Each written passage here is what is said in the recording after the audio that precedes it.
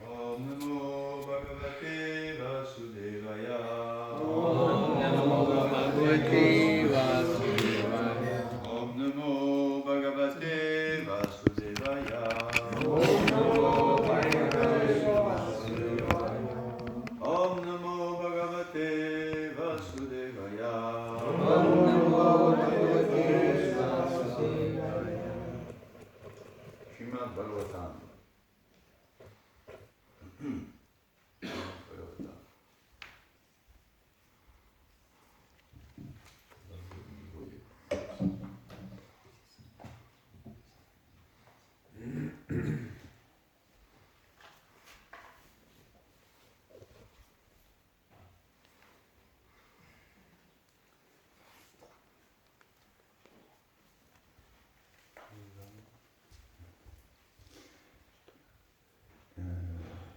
Chapitre 9 du 9e chant, verset 33.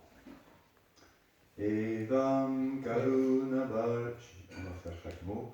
Evam Karuna Vashinya Vilapantya Anatavat Vyagra Pashum Ivakadat Sodasa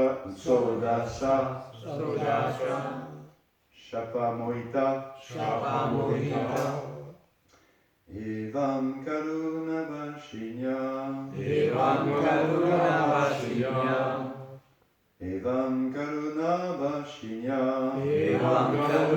Vashinya Vilapantya Anatavat Vilapantya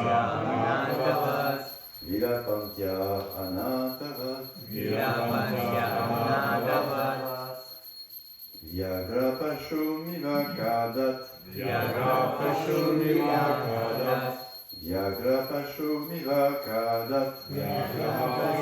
Ivakadat Sodasa Shapamohita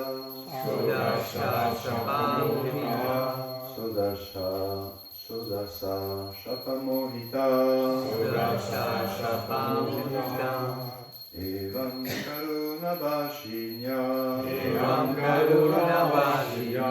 Vilapantya Anatavat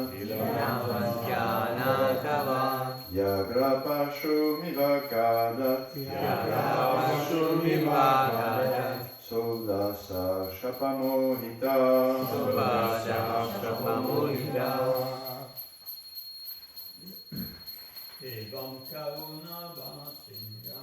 Evam Karuna Vashinya Vilapantya Anatavat Vyagra Pashum Ivakadat Sodasa Shapamohita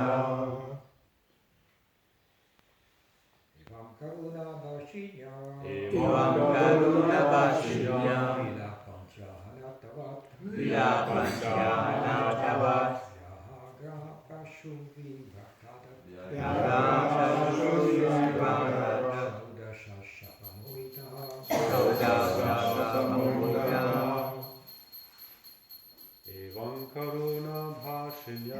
Evam Karuna Vashinya Vilapantya Anatavat Vyagraha Pashum Ivakadat Sodashaha Shapamohita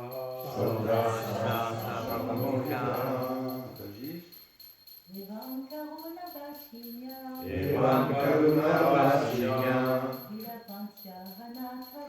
Vilapantya Anatavat Vyagra Pashum Ivakadat Sodasa Shapamohita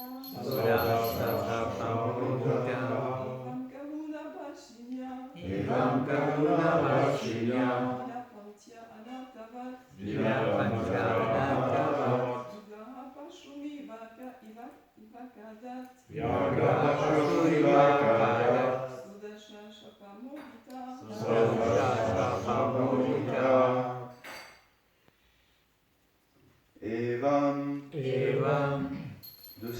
façon. de cette façon.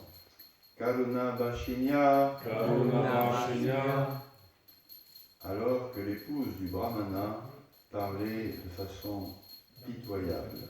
Alors l'épouse du Brahmana parle de façon Virapantya, Virapantya, se lamentant beaucoup. se lamentant beaucoup. Anatavat, Anatavat, tout comme une femme qui n'est pas protégée. tout comme une femme qui n'est pas protégée. Vyagra, Vyagra, un tigre. un tigre, Pashum, Pashum, une proie. une proie, Iva, Eva, comme.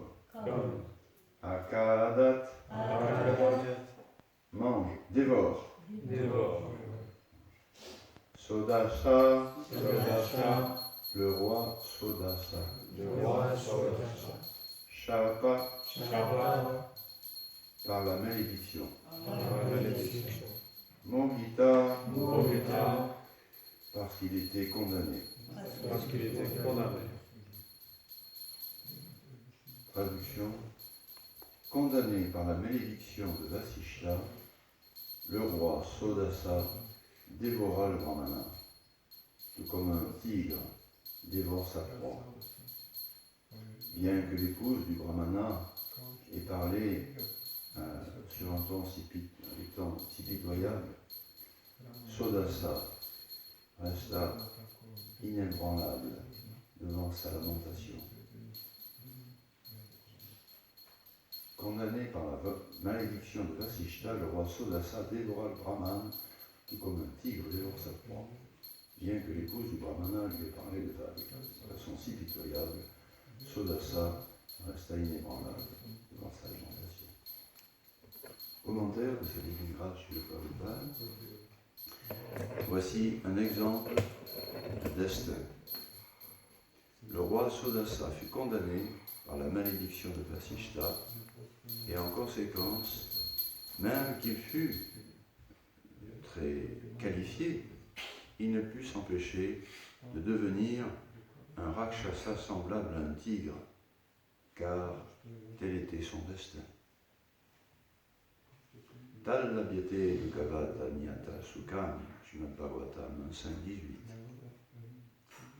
De même que l'on est mis en détresse par le destin peut également nous placer dans une situation heureuse. Le destin est très fort, extrêmement fort, mais on peut changer le destin si l'on s'élève à la plateforme de la conscience de Krishna. Kalmani Nyadati Kinturucha Bhakti Bhajam, Brahma Samhita 5.54. Omagyanti Milandasya, Ganamgala Shanakiya, Chakshurun Nyatasmai, Shri Gurave Namaha, Chaitanya Manavishta, Shakta Ninabutare, Svayam Rupa Karamaya, Tisva Padantika.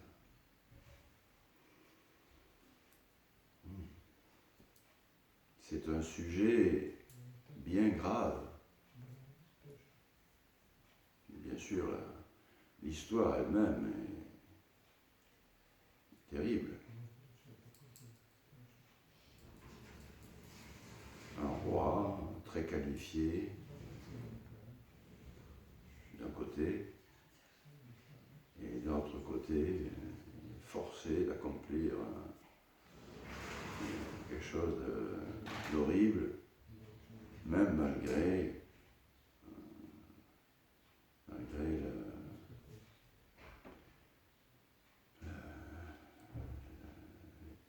l'épouse qui évoque pitié.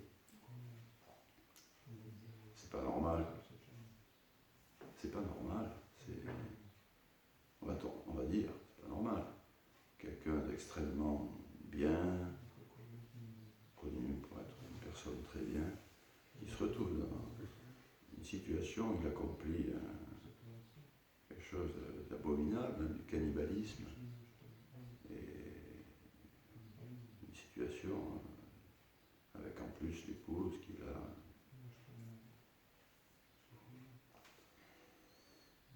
C'est un sujet, c'est une histoire très horrible. Et le commentaire de Srila Prabhupada est également très grave sur le destin. Mais heureusement Srila Prabhupada nous place cette histoire dans le cadre justement du destin, vu du point de vue complet.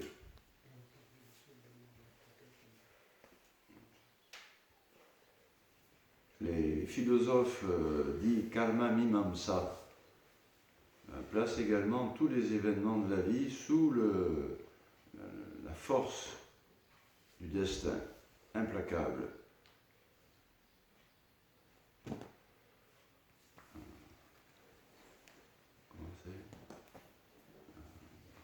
Œil pour œil, dent pour dent.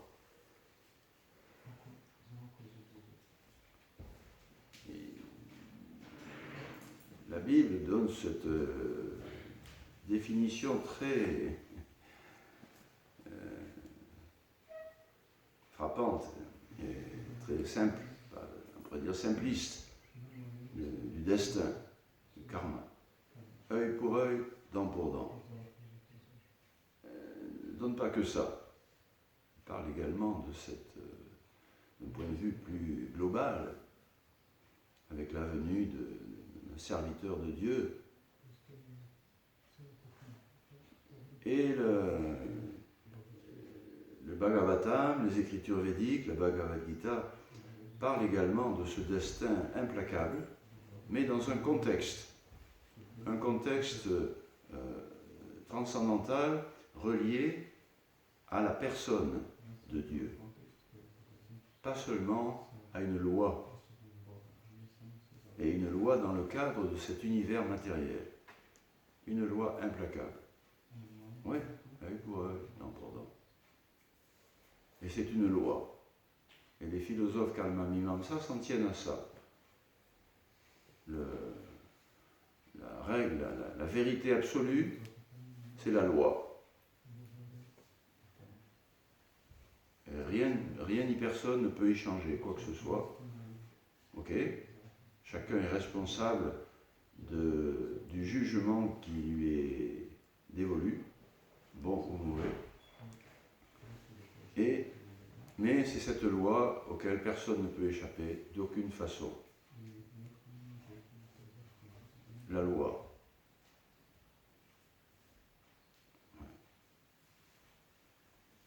Mais le Srimad Bhagavatam et la Bhagavad Gita, on pourrait dire, contredisent même cette façon de voir les choses, cette philosophie. Elle contredit. Dans le sens où, comment c'est, dura lex sed lex. La loi est dure, mais c'est la loi.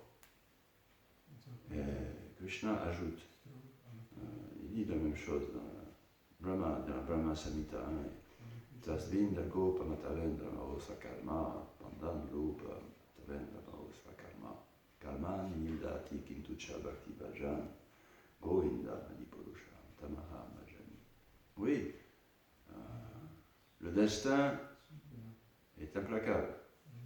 Indra ou Gopa, que ce soit pour un être très élevé, même comme Indra lui-même, le roi des Devas de ce monde, ou l'insecte, le petit insecte Gopa, chacun reçoit les résultats de ses actes, responsable de son destin. Ce n'est pas aveugle, ce n'est pas dû à des forces extérieures à soi-même, ce n'est pas injuste, ou à des personnes extérieures à nous-mêmes, non. C'est les conséquences des actes pour tous les êtres vivants. Mais, Kalmani Nilda Ati, Kintucha Bhakti Bhajan. Mais cette loi du karma, elle est subordonnée à autre chose que la loi. Elle est subordonnée à deux choses. À un plan, il y a un but derrière tout ça. C'est pas juste, on fait ci, c'est comme ça, on fait ça, c'est comme ci. Non. Il y a un plan derrière tout cela.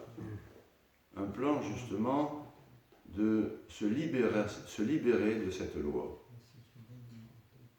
Et derrière cette loi, il y a donc un plan.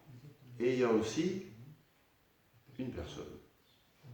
Il y a Dieu.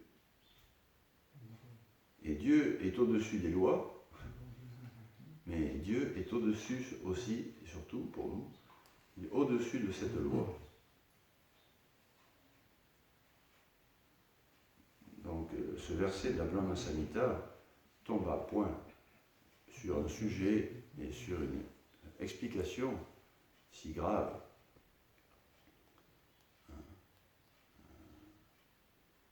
Krishna est, par nature même, étant l'origine de toute chose. La vie vient de la vie. Et il est cette vie originelle, consciente, totalement libre, absolue. Donc Krishna est toujours libre de ses actes, de ses décisions. Il n'est pas influencé par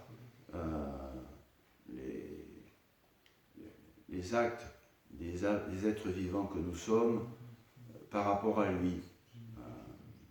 Samoham Sarvabhuteshu Namedvesha Stina Priya. Je suis égal envers tous les êtres vivants, dit Krishna dans la Bhagavad Gita. Ce n'est pas parce qu'il y en a qui me haïssent que je ressens des mauvais sentiments envers eux. Je les haïs et donc je les punis parce que je suis le maître.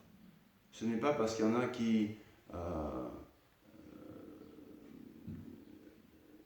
essaient d'obtenir ma faveur que je suis influencé pour ne pas être égal par rapport à d'autres. Non. Krishna est totalement libre. Et nous sommes aussi un peu libres, puisqu'on est un petit peu descendants de Krishna. On est un petit peu de même nature de Krishna. En tant que petit fragment. On fait partie de Krishna et on en est aussi un fragment. On fait partie de Krishna et les impersonnalistes s'arrêtent à cela. Ils disent oui, on fait tous partie de Dieu, du divin. Donc, simplement, si on se retrouve en union avec le divin, on est libre. La philosophie réelle de la Bhagavad Gita, des Srimad Bhagavatam, de Krishna, telle qu'elle est, c'est que nous sommes, oui, on fait partie de Krishna, qui est libre complètement. Donc nous aussi on a cette liberté, mais on est aussi un fragment. Part and parcel. L'âme en anglais, on va dire part and parcel. Elle fait partie de Krishna et aussi elle en est un fragment. Qu'est-ce que ça change? Ça change que un fragment c'est petit et le tout c'est très grand, c'est même infini. Mais on est un petit fragment. Et donc cette liberté qui est le propre de Krishna, nous en avons également un fragment.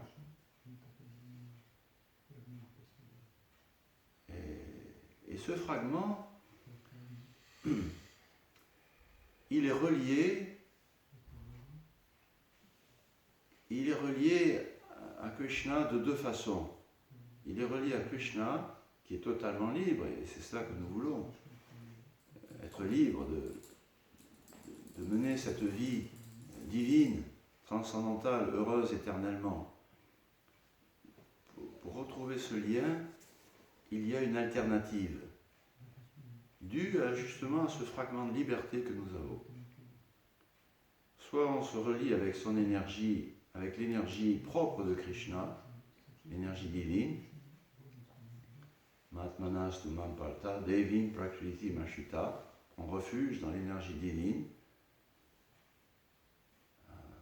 Et même dans cette vie, on est libre de nos actes parce que nos actes sont dictés par Krishna, par notre lien de service avec lui.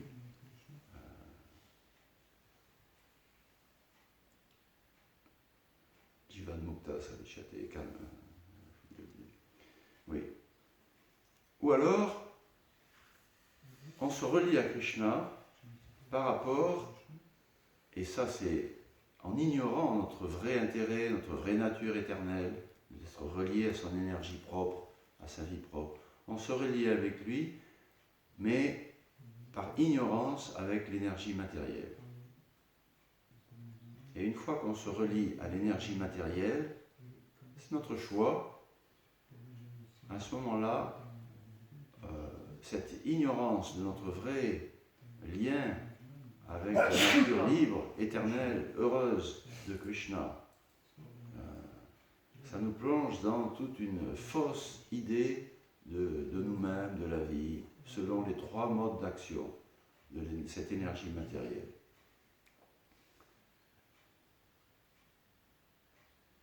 Et Krishna dit dans la Bhagavad Gita, nul ne peut échapper à cette action, nul ne peut réprimer l'action. Tout le monde est forcé d'agir selon le mode de vie, on va dire, le guna, le mode de vie, l'état d'âme qu'on a choisi.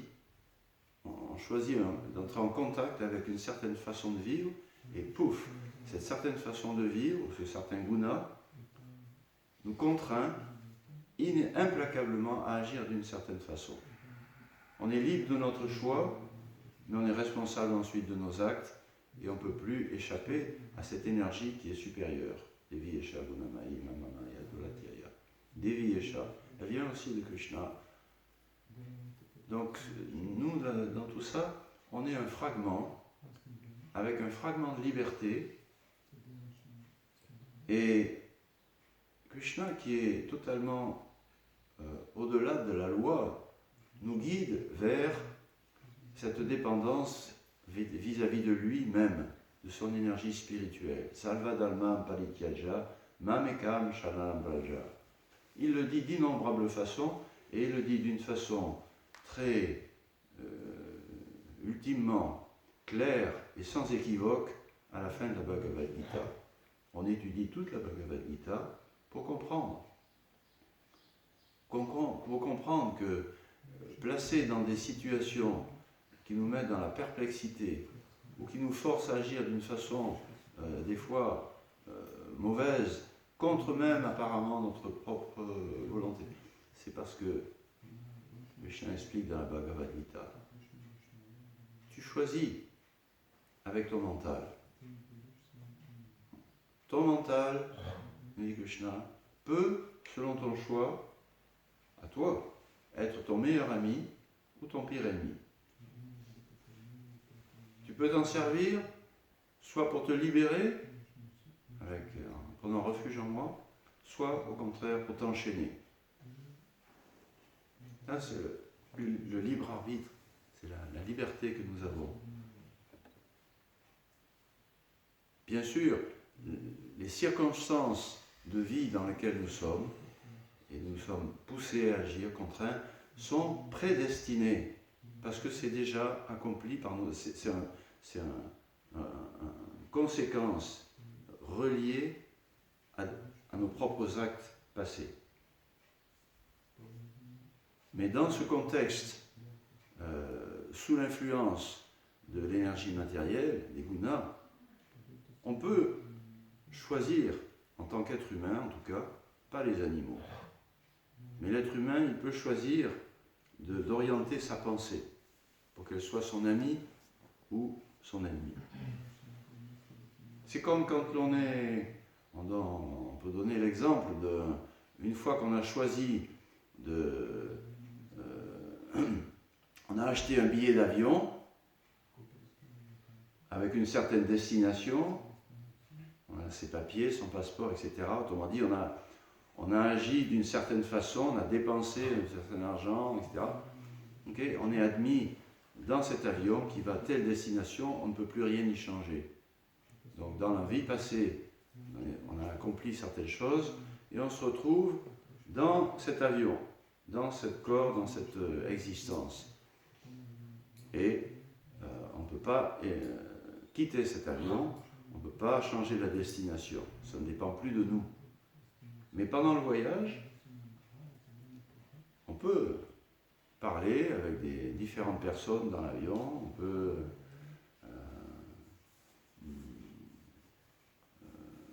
accepter l'assiette de fruits qu'on nous donne, ou on peut prendre une fois, 2 fois, 3 fois un petit peu de l'alcool qu'on nous propose. Dans le voyage, on peut modifier son état d'esprit. De la même façon, nous sommes dans ce corps. Chacun de nous est dans une certaine existence qui est dirigée par les cordes, les gunas. Et tout cela, c'est dû à notre choix passé. Et c'est inéluctable. Jusque dans un exemple aussi frappant, pour ne pas dire terrifiant, que celui de ce roi qui se retrouve forcé par le destin. Alors ça c'est intéressant, on va en parler justement, par le destin qui lui est assigné jusqu'à devenir un cannibale. Oui, c'est intéressant parce que là, on pourrait dire, ah oui, mais là, c'est pas ses actes passés, c'est la malédiction d'un sage. Lui, il avait, par son karma, par son destin, il avait un destin d'être un bon roi, quelqu'un de bien, qualifié pour ça, pour protéger les autres, pour être généreux, les faibles, les femmes, les enfants, les vaches, les personnes âgées, etc. Et là, une malédiction, quelqu'un, boum, dévie son destin. Voilà. Toute une histoire avant, mais voilà, il se retrouve forcé de devenir un cannibale. Devant l'épouse, en plus, de sa proie. Il devient comme un tigre. Ouais. Alors ça, c'est intéressant. Oui. Alors, est-ce que, oui ou non, c'est inéluctable le karma ou pas? Qu'est-ce que vous en pensez? Tout est prédestiné ou quelqu'un ou quelque chose peut changer cela? Oui?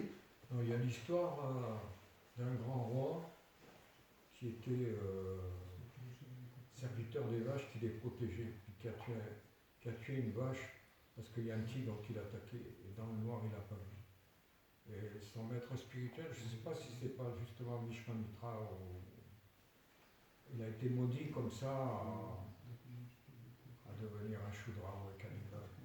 Et le roi, il ne s'est pas démonté, il est allé dans la forêt, et il a pratiqué le service de dévotion, il est retourné au monde spirituel. Donc la malédiction est tombée à bout, parce qu'il a accédé à un niveau supérieur à celui des malédictions. Oui, c'est un exemple similaire donc, qui montre qu'on peut échapper par le service de dévotion à un mauvais karma. Mais la réponse quand même, encore une fois, c'est une erreur, une malédiction qui change son destin. Oui, madame. C'est écrit dans le tenue et portée que Krishna peut changer le karma. Oui. Mais, naturellement, nous avons reçu ce corps. Ce corps s'est produit par ce karma. Et comme vous dites, ça doit aller jusqu'à sa destination, comme dans un avion, tu ne peux pas sortir. Donc, ça c'est là. Mais quand on pratique la vie spirituelle, on chante Hare Krishna et suivre le principe et tout ça, on va détruire le karma qui n'est pas encore produit pour des vies. Normalement, ce karma va produire des karmas des corps dans le futur. Mais ça, tout ce karma peut être détruit. Voilà. Et parce que quand le karma, quand le service dévotionnel va aussi détruire votre karma présent, tu vas disparaître, le corps n'est plus là. Parce que le corps, c'est un produit. C'est du karma. C'est mon petit commentaire. Merci. Pourquoi est-ce qu'il, juste pour récapituler, pourquoi est-ce qu'il a été malédicté là-bas? Exactement, par le sage. Oui, on va sortir de la philosophie pour revenir dans l'histoire un petit peu.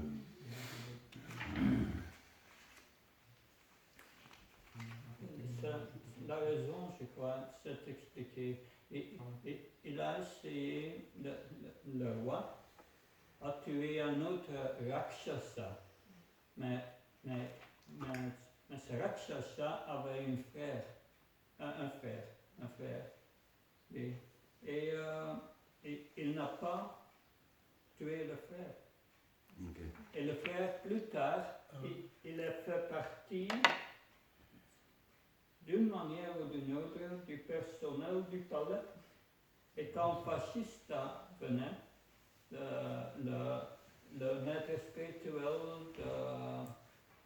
du Gauradas, de Saudadas, donc il a offert à Vashishta un repas avec Un lapin. Un repas.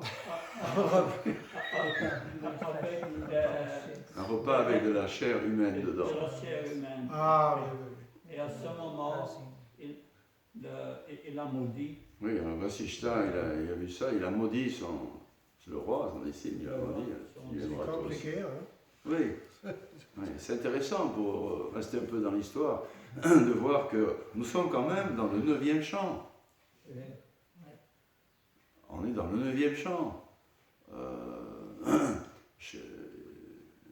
Chant après chant du Srimad Bhagavatam, on s'élève.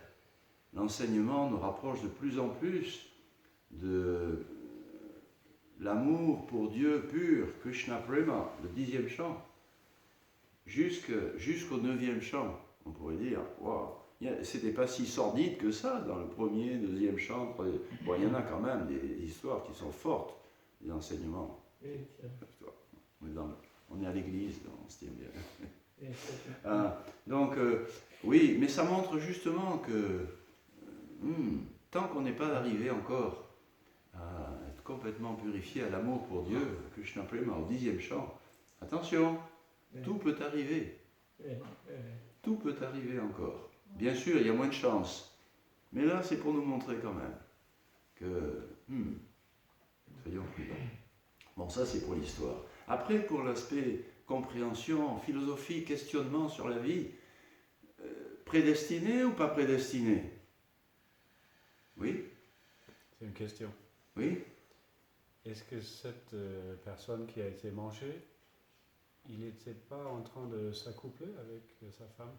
Ou c'est une autre histoire? Non, c'est une autre histoire. C'est une autre histoire. Parce qu'il y a une autre personne Oui. qui était mangée pendant Oui, c'est ça. Oui. l'acte. Ryan? Oui, je veux savoir si Vashtamuni, est-ce que c'est un pur dévot? Est-ce que Vasishta Muni était un pur dévot ou pas? Parce que est-ce que du coup les purs dévots, des fois ils maudissent ou ils sont miséricordieux? Consciemment, alors voilà, c'est un point intéressant donc pour cette question, prédestination ou pas, consciemment ou pas, Vasishta Muni était, on va dire, un intermédiaire de la volonté suprême. Plus ou moins, comme je discutais avec un dévot l'autre jour. Bien sûr, tout le monde est gourou parce que tout le monde est consciemment ou pas, à différents degrés, intermédiaires. Donc on peut apprendre de tout le monde, mais il vaut mieux choisir quelqu'un qui est élevé dans sa conscience de Krishna pour être sûr de savoir où on va. Oui, c'est intéressant parce que ultimement, tout est sous la dépendance du Seigneur, bien sûr. Mais à différents niveaux, dans la Bhagavad Gita par exemple, Krishna il dit Kalosmi lokakshayatrit pravida. Je suis le temps, le destin, venu en ce monde pour engager tous les êtres. Les engager dans quoi? Les engager dans leur karma, dans leur choix. Vous choisissez cela. Eh bien, vous ne pouvez nous ne pouvons vivre notre choix que si le Seigneur suprême nous permet de le vivre. C'est lui qui nous met dans des circonstances que l'on choisit, ou les conséquences des actes de nos choix précédents. Donc c'est Krishna. Mais là, il est neutre, c'est le Paramatma, c'est l'âme suprême. Il est en quelque sorte, pour notre bien, par égard pour notre libre arbitre, qui est la base de l'amour, d'une relation pure, d'une relation libre. Par égard pour cette relation, il va rester neutre, le Paramatma. Et en même temps, il va nous permettre, néanmoins, il reste quand même c'est lui qui va nous permettre de vivre ce que l'on veut vivre. Alors, est-ce que c'est lui qui est responsable? Non, il n'est pas responsable. C'est nous qui sommes responsables de notre petite liberté de choix. Par la grâce de Krishna, il nous donne cette liberté. Il fait de nous un fragment pour qu'on puisse activement connaître le bonheur de la vie divine en tant que serviteur. On reste un petit serviteur. Ouais. Mais dès que l'on choisit, dans ce contexte dans lequel on est maintenant, dès que l'on choisit d'obéir aux lois supérieures par rapport aux lois matérielles, elles nous sont supérieures les lois matérielles, mais il y a une loi encore plus supérieure, c'est la loi de l'amour, on va dire. Oui, à ce moment-là, le Seigneur ne joue plus pour nous seulement le rôle de témoin et consentant, pas de l'achat de Mantasha, mais à ce moment-là, très vite, immédiatement, dès qu'on se tourne vers lui, il nous place sous une autre loi, la loi de l'amour. Et la loi de l'amour, elle est généreuse, elle dépasse les règles strictes. C'est la loi de la compassion, la loi du pardon. Kalmani nirda tikitucha bhaktivajan. Krishna le dit dans la Bhagavad Gita, celui qui se tourne vers moi, il dit dans la Bhagavad Gita que Arjuna, Mokshai Mami, Mokshai Ami, je vais te libérer de tout ça. Tu t'abandonnes à moi, tu n'as pas besoin de suivre la loi du karma. Tu n'as même pas besoin de progresser, comme c'est le plan de ce karma. C'est en voyant combien, en fait, on est responsable de nos actes, on va chercher à avoir des bonnes actions, etc. Et petit à petit, on va même chercher à se libérer carrément de ces soi-disant bonnes actions qui nous lient quand même à naissance, maladie, vieillesse, mort, bonnes ou mauvaises conditions matérielles, mais néanmoins. Donc, oui, Krishna, il nous libère. Salva Dharmam Parityaja, Mamekam Sharampaja, Mokshai Shami. Si tu te tournes vers moi, tu es libéré de cette loi stricte, matérielle. Et là, tu rentres dans ma loi personnelle. Tu deviens mien. Et je te libère tout de suite de tes actes passés. C'est injuste. Enfin, c'est pas injuste. C'est pas la loi stricte. C'est plus que la justice que j'avais choisie me réserver. C'est fini. Normalement, oui, il y a eu des conséquences que j'ai initiées et c'est juste que l'on reçoive les actes dont on se dit le maître.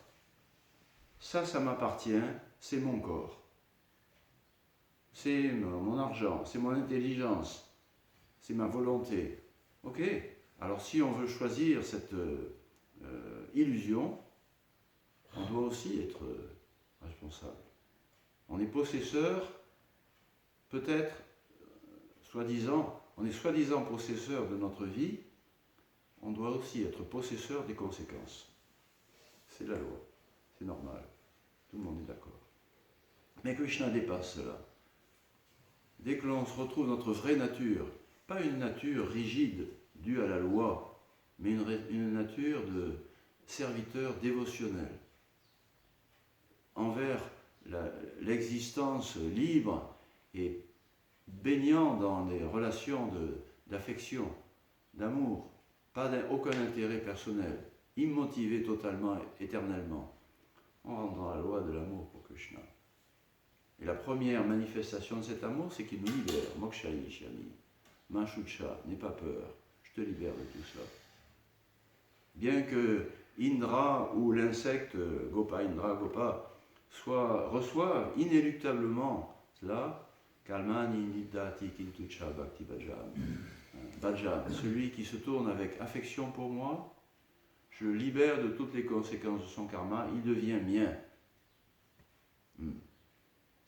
Alors, ok, d'accord, le service dévotionnel nous libère de destin que nous nous sommes forgés, inéluctable autrement. Il n'y a que le service dévotionnel qui peut nous en libérer, ou il n'y a que où rien ne peut changer notre destin que nous sommes forgés. Vasishta, il a changé, malédiction. Il y a plusieurs réponses. La meilleure de toutes, c'est celle-là. Kalmani Nidati Kinchucha Bhakti Bhajam. Krishna peut nous libérer, changer notre destinée, et surtout, il peut la changer complètement pour toujours. Il nous ramène dans le monde spirituel, il nous ramène à lui.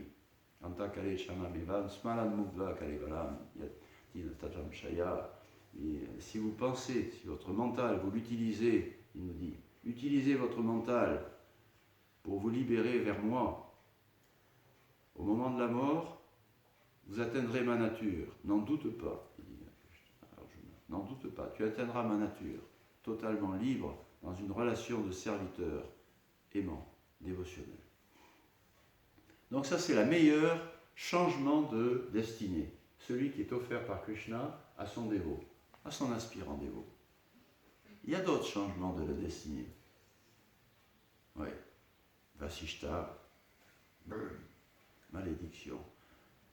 On a dit tout à l'heure, derrière toute chose, il y a la volonté suprême. Donc quelque part, Vasishta, selon la loi du destin, Vasishta a été lui aussi forcé de donner cette malédiction.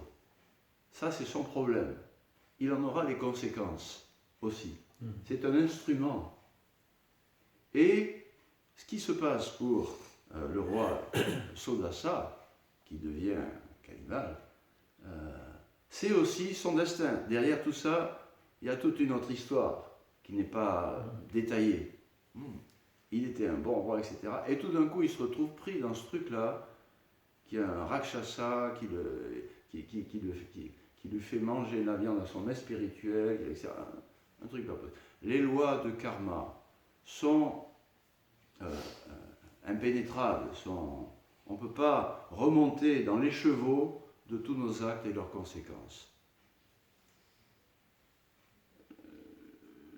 Les écritures védiques, le Ramayana, le Mahabharata, remontent un petit peu dedans.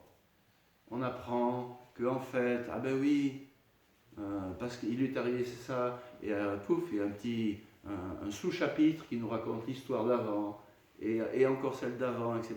Mais ultimement, c'est sous la dépendance de cette loi suprême du Seigneur qui nous donne la liberté à notre petit niveau et l'inspiration, sa puissance d'amour pour nous en libérer par sa grâce. Ok, donc on est sauvé. Sodasa n'a pas juste été injustement modifié dans son destin par un Rakshasa ou son main spirituel. En étudiant en étudiant les textes ayurvédiques, Charak Samhita, Sushruta Samhita, pour écrire ma thèse de médecine, voilà, il y a des discussions entre sages dans ces textes védiques sur la santé et la médecine. Si tout est prédestiné, à quoi bon se soigner?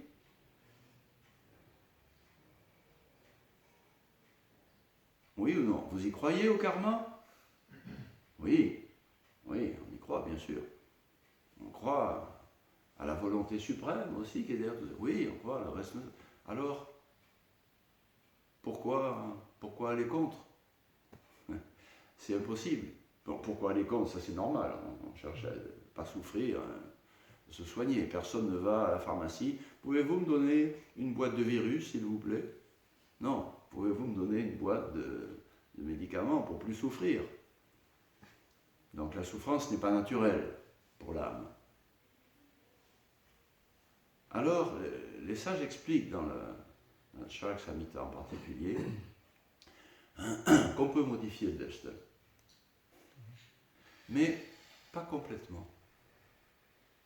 Normalement, on a entendu parler, Kalmana, Neva, Netchena, c'est des juges au-dessus de nous, Deva. C'est une justice au-dessus de nous qui détermine notre karma, bon, action, conséquence.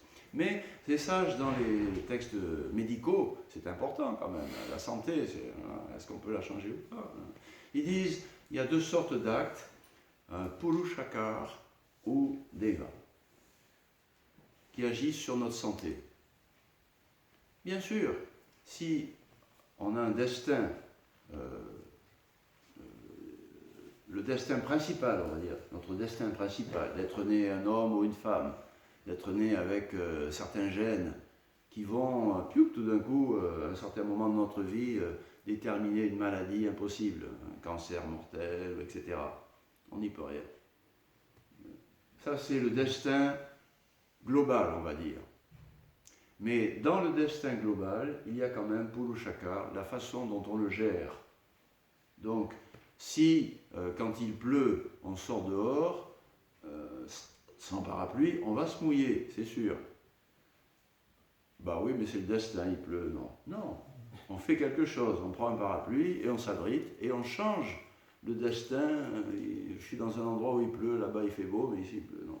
De la même façon, dans cette vie, à l'intérieur de cette vie, si on gère bien notre santé par une alimentation saine, par une régularité, par des soins naturels ou médicaux appropriés, on peut modifier dans une certaine mesure notre destin. Ouais. Et même, explique le sage Agnidev, si notre Purushakar, si notre action personnelle, elle est puissante, on se concentre vraiment là-dessus, on peut modifier beaucoup notre destin, mais pas complètement. Jamais complètement. Quand vient Deva Netrena, le destin suprême, enfin le destin principal, on peut faire tout ce qu'on veut, rien n'y changera. On rappelle toujours Monsieur Geffroy. Monsieur Geffroy était le fondateur du végétarisme et de l'écologie, de la vie saine. Fondateur des magasins en France, La Vie Claire. Peut-être en Belgique aussi. Et il était vraiment, il menait une vie saine. Il montrait l'exemple, etc. Il est mort d'un cancer du côlon, comme tous ceux qui mangent de la viande, etc. Enfin, pas tous, mais comme en général on dit, ah oui, on ne peut pas. Pourtant, mais M. Geffroy, quand même, un petit détail intéressant, n'a pas pu modifier son destin par son Purushakar, par ses actes. Mais, incroyablement, son destin a quand même été modifié, et plus encore que par des actes comme ça, il a été modifié par Prabhupada, qu'il a rencontré. Quand Srila Prabhupada est venu à Paris, Yogeshwar et Jyotirmayi lui ont fait rencontrer M. Geffroy, et nous sommes allés dans sa maison, et on a eu un programme chez M. Geffroy, il a rencontré Krishna, il a rencontré un représentant de Krishna, et on est sûr que cela a modifié grandement son destin. Oui. Juste pour finir, mais je retiens ta question, ton commentaire. Donc oui, le destin peut se modifier dans une certaine mesure. Donc ça nous laisse quand même un peu de responsabilité immédiate. Mais pour ce qui est d'une modification complète, et d'une vie à l'autre en particulier, là, ça ne peut être que par la grâce de Krishna ou par la compagnie de spiritualistes, et principalement de dévots de Krishna. Parce qu'il y a plusieurs façons de modifier son karma spirituellement. Hein.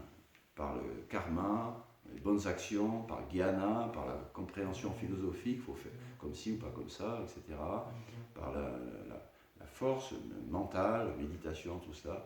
Mais tout cela sont des approches, nous permettent d'approcher la liberté complète, le changement complet de destin. Ils ne nous permettent pas de l'atteindre. La seule façon d'atteindre vraiment, Sarvadhamam Parityaja, Mam Ekam. Mam Ekam, dit Krishna. Tous les dharmas, ceux offerts par un bon karma, ceux offerts par une bonne compréhension philosophique, ceux offerts par une bonne spiritualité, Mam Ekam. Il dit, il y a seulement, si tu t'abandonnes à moi, que tu seras complètement libéré sans aucune crainte. Kalmani nidati kintucha bhakti bhajan. Donc ça, c'est une science essentielle à comprendre et à connaître et à appliquer. Ouais. Il est possible de se libérer du destin. D'abord, il y a un destin qui est une loi et inéluctable, qui est due à notre responsabilité choisie, mais parce que nous sommes un fragment de Dieu qui incarne, si on peut dire, la liberté de bonheur absolu, nous avons également cette petite liberté de rechercher le bonheur, d'aller à la pharmacie pour avoir un médicament. Et il y a différentes façons de progresser vers cette liberté pour améliorer notre destin, mais la seule et la meilleure et la seule façon de retrouver complètement notre nature libre d'âme spirituelle, la liberté du bonheur absolu, c'est celle de retrouver notre relation de serviteur aimant, retrouver la loi de l'amour sous la dépendance de Krishna par le Bhakti Yoga. Donc c'est pour sortir un petit peu de ce verset si grave et de ce commentaire si important. Voilà, on a le chant du mantra Hare Krishna, s'il te plaît Krishna, je suis prisonnier de mon propre destin, s'il te plaît, Hare Krishna, accepte-moi, accepte-moi, dans la loi, par ta loi d'amour, par ta loi de compassion, de pardon. Je sais que tu peux annuler tous mes actes passés, bons, mauvais, les petits et les pires. C'est la puissance du mantra Hare Krishna. Le Seigneur Chaitanya a investi ce mantra, qui est un mantra, ok, une voie de purification graduelle, qui est reliée à Dieu quand même, donc ça va marcher, mais il l'a investi de Krishna Prema Paladayate. Et donc là, c'est le turbo, ça accélère la purification. Ta question, ton commentaire, excuse-moi. C'est quand on fait beaucoup de mauvaises activités, péché, c'est plus dur de changer son destin. Le plus qu'on est, l'exemple d'un prison. Comment ça s'appelle en français? Gang. Un gang. C'est Oui, un gang, une équipe de bandits. Là. Il ne te laisse pas partir. Même si tu veux changer ta vie, si tu es dans un gang, oui. Ils vont te tuer parfois. Oui. Même si on a le désir de s'arrêter de la vie péchereuse, Il est forcé. c'est plus dur de s'échapper quand on est dedans. C'est un des autres grands avantages de mendier la miséricorde de Krishna, dans la conscience de Krishna, c'est que la compagnie des dévots c'est pas un gang. C'est au contraire, ils sont là pour nous protéger contre peut-être des petites tentations. Au contraire, alors qu'on est dans la compagnie de matérialistes, ils sont là pour nous empêcher. Non, il ne faut pas y aller. Ouais, c'est vraiment important ça. La compagnie des dévots. Chanter les saints noms par la grâce de Chaitanya Mahaprabhu, déjà avec un semblant d'amour, dans la compagnie des dévots. Non seulement ça nous inspire, mais ça nous protège. Merci Prabhu. Le mot de la fin. Non, c'était une classe très profonde aussi. Enfin, oui, le verset, le commentaire était Hare Krishna. Maïs. Les karmas inévitables, comme vous avez dit, suprême, je ne sais plus comment vous avez dit. Oui. Est-ce que ça peut être n'importe quoi comme, ou est-ce qu'on a tous les mêmes, ou est-ce que chacun a des karmas inévitables, que ça peut être très simple. Par exemple, l'exemple de celui qui sort sous la pluie et qui n'a pas de parapluie, est-ce que ça peut être son karma inévitable de ne pas avoir de parapluie, ou, comment dire. Ah bah oui, si on sort sous la pluie sans parapluie, c'est inévitable, on va se mouiller. Mais, ça c'est un exemple. Mais le karma, comme tu le dis, le karma, on ne sait pas ce qui nous attend. Il est là. Il est là sur nos épaules. Hein. On a ce fardeau sur nos épaules qu'on s'est mis dessus. Enfin, on s'est mis autre chose, mais c'est relié aux conséquences. Donc on l'a sur nous, on ne sait pas. On vient au monde, on ne sait pas ce qui nous attend, mais ça nous attend. Et ça va venir. Donc, un être humain un petit peu spiritualiste, un peu éveillé, il est humble et prudent. Il est humble. Je sais que j'ai fait beaucoup de karma avant, je ne sais pas. Peut-être que j'ai fait du bon karma, je vais gagner à la loterie. Peut-être que j'ai fait du mauvais karma, et il va m'arriver des problèmes graves. Donc, s'il te plaît, Krishna, accepte-moi. Il n'y a que toi qui peux vraiment me libérer, mais me libérer par une loi d'amour. Ouais. C'est important. Une dernière question. Est-ce que, par exemple, est-ce que même en étant à un niveau Kanishta ou à un niveau très débutant, genre même premier Kanishta, est-ce qu'on peut considérer que, par exemple, voilà, gagner, bon pas gagner à l'autre parce qu'on ne joue pas, mais je sais pas. Immédiatement, regarde.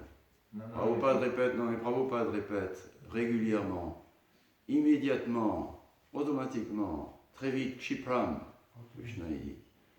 Dès qu'on s'abandonne à Krishna, immédiatement, on est sorti de la loi stricte du karma.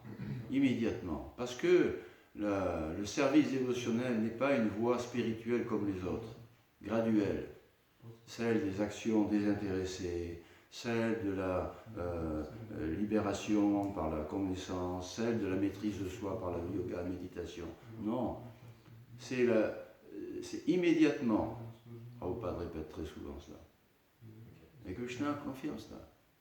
Même si on est encore un kanishta, un dévot néophyte, un apprenti, un aspirant dévot, celui qui est sur cette voie de l'abandon complet, je n'ai d'autre recours que la grâce de Krishna. Et j'ai pleinement foi dans la grâce de Krishna. Et donc je fais ce qu'il faut pour la mériter. Je rentre sur ce chemin, avec mes pauvres efforts, mais c'est cette voie que je choisis, pas une autre. C'est ça Krishna, Mamekam, uniquement cette voie-là. Alors là, oui, immédiatement, on est sous la protection divine, la protection personnelle de Krishna. Oui, immédiatement. Et si on fait des écarts, ça ne nous enlève pas cette protection immédiate de Krishna. Kshipram, il dit Krishna, très vite, mon dévot, celui qui veut vraiment redevenir mon dévot consciemment, mais celui-là, immédiatement, il va être corrigé. Ne le condamnez pas, ne le rejetez pas. Mais voilà, il faut que ce soit un choix entier. C'est peut-être pas une pratique entière, parce que le choix est facile, mais la pratique, ça demande plus ou moins de temps selon nos capacités. Mais si le choix intérieur est là, Krishna, s'il te plaît, accepte-moi. Je n'ai plus foi en rien d'autre que ta miséricorde, ta loi d'amour, et je vais de mon mieux faire ce que tu veux. Krishna, ok, c'est fini. Tu es mien, tu es revenu à moi. Donc c'est immédiat. Dès que l'on chante Hare Krishna, en pleine conscience de Krishna, oui, je suis une âme spirituelle éternelle, je suis venu dans ce monde par ignorance, de par mon choix, mais j'ai compris. Krishna est resté éternellement à côté de moi, il ne m'a jamais abandonné, et maintenant, moi, je ne veux plus l'abandonner. Lui, il ne m'a jamais abandonné, moi, je ne veux plus l'abandonner, maintenant, je veux m'en remettre à lui. Immédiatement. C'est merveilleux. Krishna nourrit cette foi. Ok. Hare Krishna. Merci beaucoup. Shri Prabhupada ki jai. Srimad Bhagavatam ki jai. Toute gloire aux dévots assemblés.